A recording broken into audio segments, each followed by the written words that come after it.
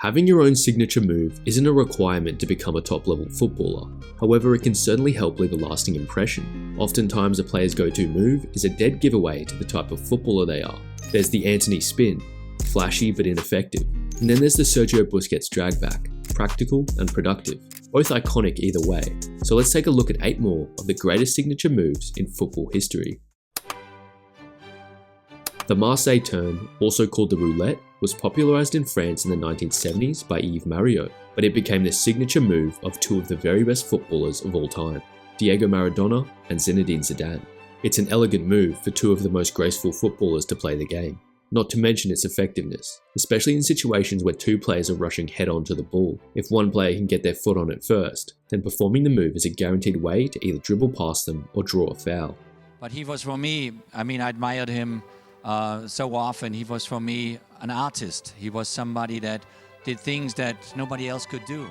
It's a crucial move for dribblers that need to go past several players at once, something these 2 did on the regular. It requires incredible balance and ball control, and is much harder to execute at high speeds. When performed correctly, there is really very little the defender can actually do to get the ball. Zinedine Zidane, the artist that he was, added a little more flair to the move by doing it with the inside of his boot rather than his sole. This made the move more fluid, but less controlled. However, I doubt the man who had a touch like this was concerned about a lack of control. Zidane has an exceptional coordination, an exceptional touch of the ball, and every area 3 yards around Zidane, you could give him the ball where you want it. He puts it down and plays. An offshoot of the Marseille turn, and an equally classic move itself, is the McGeady spin. Named after Irish winger Aidan McGeady, it requires sharp instincts and quick feet. When performed properly, the change of direction is too rapid for the defender to adjust, and is very handy in a tight spot. It has been performed by many players over the years, but none had it down like the man himself. Usually executed by wingers when in corners of the pitch, it's harder to pull off than the roulette, especially when also sending the ball through the defender's legs. McGeady may have been a journeyman, but his footballing legacy lives on every time someone new performs the move. Another man who lives on through the skill moves he pioneered is JJ Okocha. He was one of the most prolific dribblers in the history of football, and if you'd like to learn more, I've made a whole video on it. His signature move was the Okocha step-over. Facing off against a defender in a 1v1 situation, he would roll the ball one way with the sole of his foot, and then perform an exaggerated step-over with the other leg. When done in one fluid motion with an instant burst of acceleration right after, it served him well in beating many poor fullbacks. Adopted by both Ronaldo Nazario and Cristiano Ronaldo, it's a tried and tested move, but JJ did it first. But you've got a lot of different tricks. One of the ones that you use where you roll the ball with one foot and then step over with the other foot, is that one that you've done since you were a kid? Yes, I think I created that one. Because, really? Well, you've taught me something there, because when I teach kids, for years I call that move the Ronaldo, and kids say, no, it's a Okocha, and I said, no, it's Ronaldo's move, but now, okay, I know it's your move. It's my move, and I can tell you exactly when Ronaldo picked it up. Really? Really? It was during the Olympic Games. In 96? 1996. Really? I did it against Brazil. Did you? Yeah, and that was when yes, because probably first time I saw Ronaldo do it was the season after. Yeah. Another footballing pioneer, this time from the penalty spot, is Antonin Panenka. It's 1976, and the game between Czechoslovakia and West Germany in the final of the Euros has gone to penalties. The first 7 penalties are converted until West Germany falter. Antonin Panenka has a chance to win the whole thing for Czechoslovakia. With the weight of an entire nation on his shoulders, he does this. Antonin Panenka! Oh, it's genius!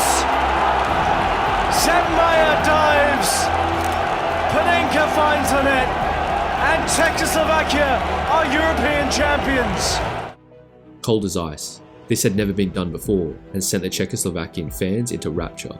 Since then, Antonin's surname has become synonymous with this penalty technique, with many fans not even knowing that Panenka was a professional footballer, and even less a Czechoslovakian hero. Part of what makes the Panenka so interesting is the psychological aspect of it. Sergio Aguero attempted one in Chelsea in 2021 when his team were 1-0 up.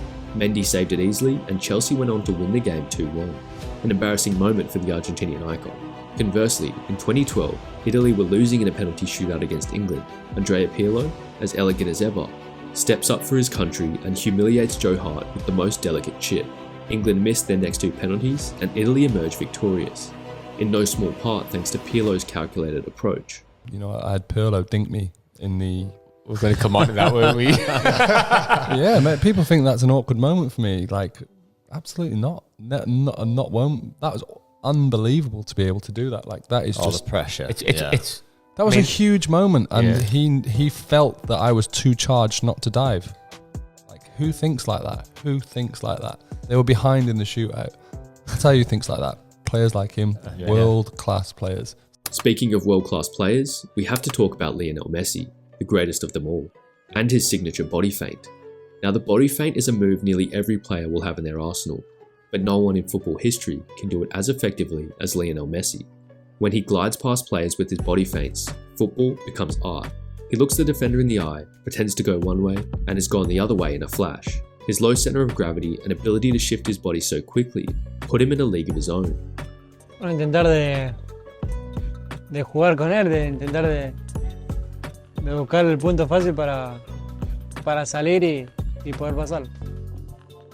No, es más, vos llevarlo y amagar, intentar de amagar de salir para los lados hasta que queda mal parado y salir. Next on the list is La Cuauhtémoc.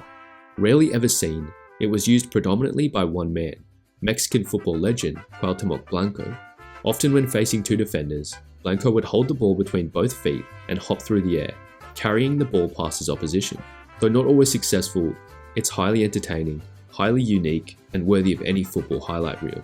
But due to its chance of failure, I wouldn't hold out hope to see it attempted in modern professional football. On the other hand, a technique that may grow due to its rate of success is Ivan Toney's no-look penalty. When he scored in the Euro 2024 quarter-final penalty shootout, he didn't look at the ball once during his run-up. As many came to find out, that's actually how he takes every penalty, and so far, he scored 30 out of 32. Is it right you didn't look at the keeper at all? You gave him no eyes? I never look at the ball. And you did it again. I mean, to do that in those circumstances, do you not think that's extraordinary? Yeah, some people might see it as crazy, but that's just my routine and I stick to it and it's been working. What would the technique be if the goalkeeper doesn't move? You're saying you're waiting for him to move and then... I have a side to go and as long as I do it right and put enough pace on it, the keeper's got no chance to get down to it.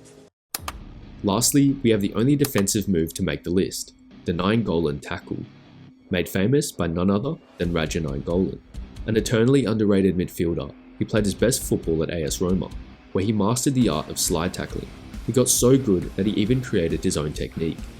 Tackling behind has always been a risky manoeuvre in football, so it's astonishing that the Belgian can make it look so easy. Cleverly, he also eliminates the possibility of sinking his studs into the opponent by sweeping his leg around and scooping the ball from beneath them with his heel. And that wraps up the list. If you'd like a part 3, let me know in the comments, and thanks for watching.